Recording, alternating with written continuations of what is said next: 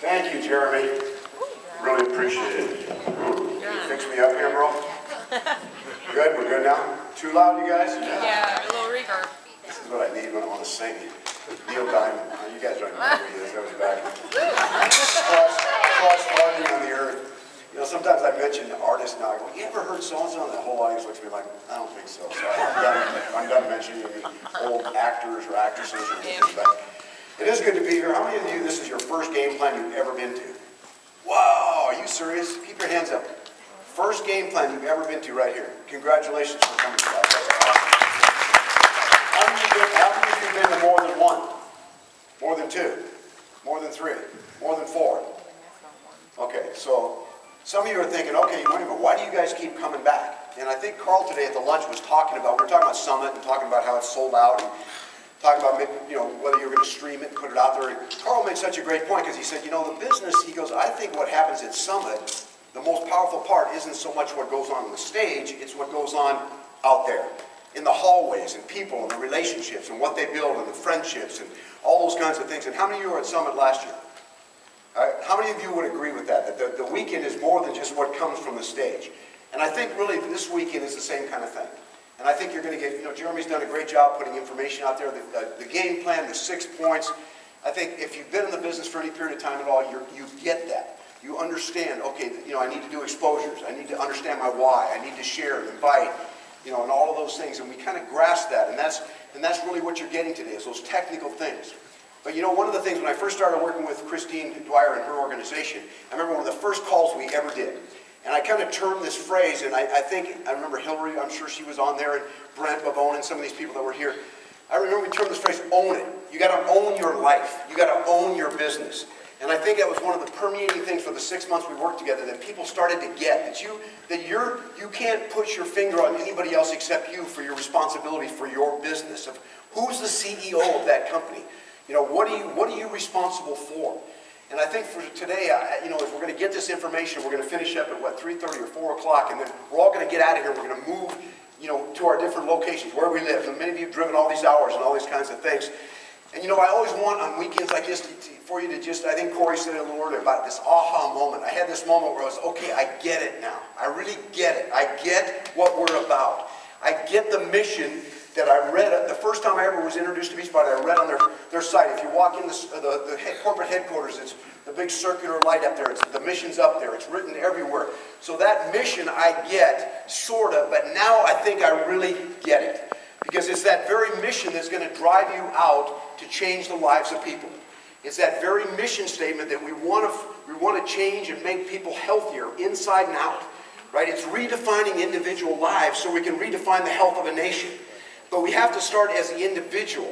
And one of the things that I know that it takes for each one of you to build this business, and I'm convinced of it more than anything, is courage. It takes courage to do what you guys do every single day. We were talking at lunch, and Hillary was talking about losing 75 pounds, and Carl said, that's work, that takes effort, that takes courage. It's courage that allows you to get up and to look in the mirror and say, I don't like this person that's in there the way they look, and I'm going to do what it takes every single day to change my life, and to change the way I look, and change my appearance. And a lot of us in this business, once we start to grow in the business, we do the same thing personally, right? We look in the mirror and we say, I don't really like this person because of the hang-ups and the things that's holding me back and the things that I'm afraid of and the things that are, you know, I don't know if I have a why in my life. What could my why possibly be? What do I really want more in life than what I have now? Why have I become comfortable? You know, this whole idea of a comfort zone. It's fascinating. You all see it as you meet people and you try to share your business with them and you look at where they are in life and you go, this is comfortable? Are you kidding me right now? How can that be comfortable? But for us, the fear of doing something different makes us comfortable. And it's hard to define that. It's hard to think of that. But as I've met with people for 30 years now, all over the world, and all different kinds of people, but very similar things in the fact that we get comfortable because we're afraid to change. And we're afraid to go out and do something more than what we're doing because we fear failure, because we have a videotape running in our mind of people telling us we can't ever do things or be anybody different. And so when you say own, Craig, when you say to me, own my life, I don't even know what that means. How do I own my life? How to take charge of my life? And today I want you to know it's a simple way. You make a decision. And Jeremy opened up with it this morning. And he said, make a decision. You've got to make a decision when you leave here today. And the decision for some of you is to get some courage. Courage enough to change. Courage enough to say, I don't want to be comfortable anymore because I know it's scary where I'm going. To try to lose 75 pounds is scary. To try to not post on your Facebook your before pictures because you're too afraid what people are going to think of you, that's scary.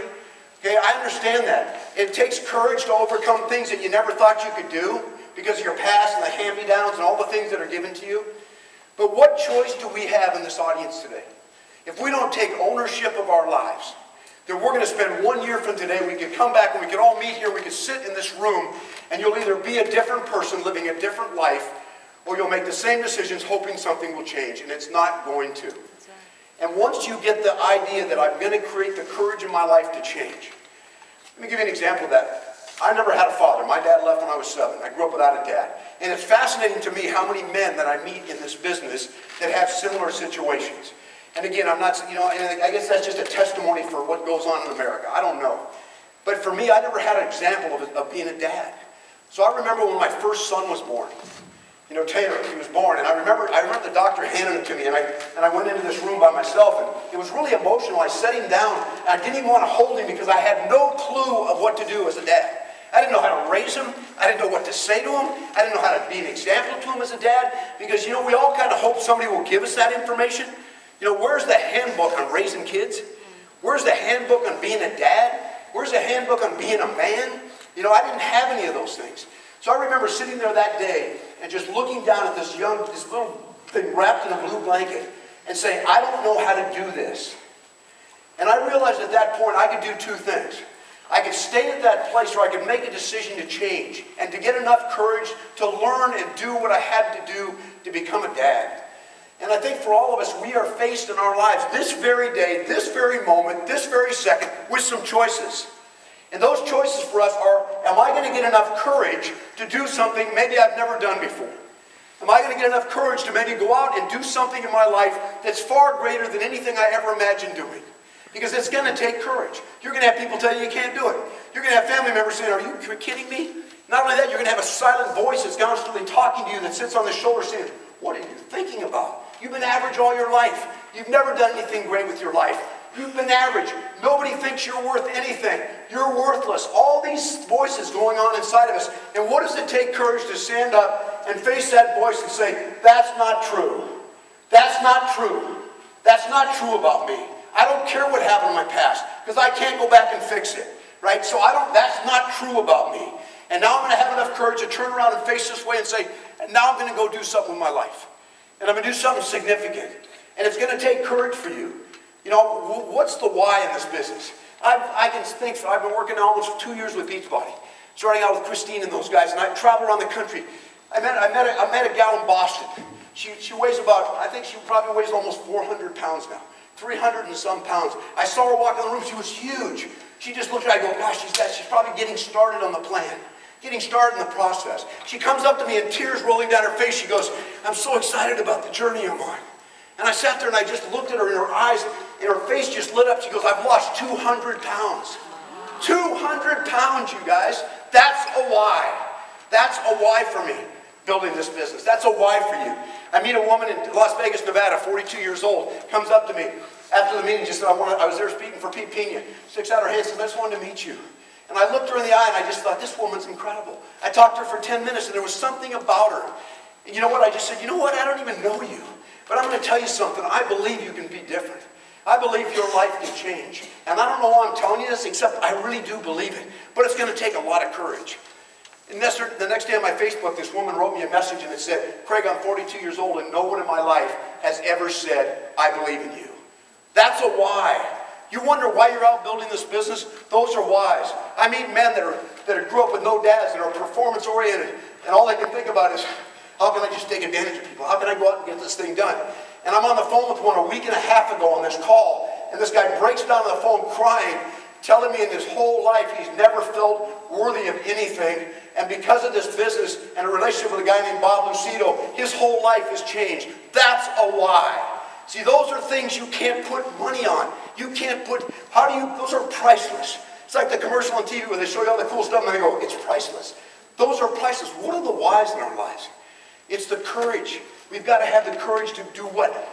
for ourselves to start first. I can't help you if I don't help you. It's impossible for me. I can't reach into your heart, help you become aware of your life, if I'm not willing to examine my own life. So one of the biggest decisions we'll make this weekend, that's going to give you the ability to take that little car that you're leaving here with. One of the biggest decisions you're going to make this weekend is decide, I'm going to leave here with some courage. Because I'm going to leave here with some courage where I'm not going to face that old voice. I'm not going to face that old life. I'm not going to face that body the way it looks now. And I'm going to turn around and I'm going to move forward in my life. And I'm going to make a difference. And I told Corey when we were walking back from lunch, we told her story this morning about depression and being in that dark spot. Is there anybody in this audience that's never been there?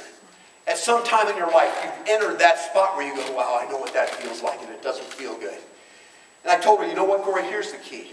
When you can share something, it means you're overcoming it. She hid it for a long time, didn't want to talk to anybody about it. It was that depression and that discouragement. But what made the difference for her? Some people in her life that believed in her. Some people in her life that called her out and said, you know what, this story you have, you know, this challenge you've gone through, a victory with that will change the lives of people.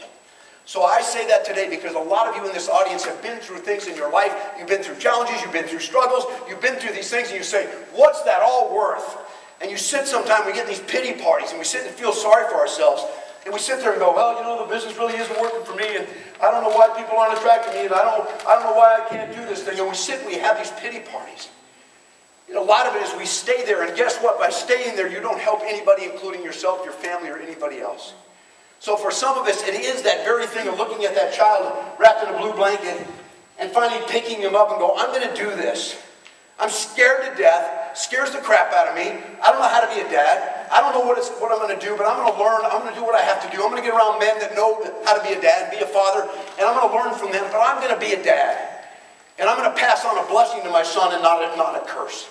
And for some of us today, as we leave here, it's time to own your business.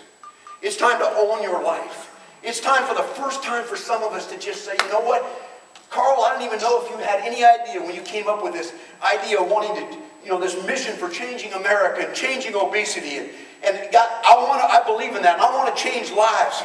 Okay, but no matter how strong that mission is, no matter how much we believe in it, if we don't start here, if we don't change ourselves and what we want and what we need to do, then we are useless in the world. Change how we look. That's why we get committed to the products. That's why we get committed to physical change. Because I want to be an example. If it's coming out of my mouth, I better live it. And that's what we do, and that's why we get started. And what a blessing to be in a business where what the very thing that we believe in, we can live every single day. I always tell people in the Amway, toilet paper never changed lives. Okay? I never had a chance to say this roll has made a difference in my life. Okay? Seriously. I mean, you know, and the products were great, and the company was great, we made a lot of money. But what we have here, you guys, but we can do game plans till we're blue in the face. We can give you the best technical. We can tell you how to do an exposure. We can tell you how to do a follow-up. I can give you everything on how to handle multi-level marketing. Do you have time? Don't you have time? I don't have enough money. Well, I can give you all the answers to all that. MJ can give you all the answers to exactly what it's going to take for you to answer these questions.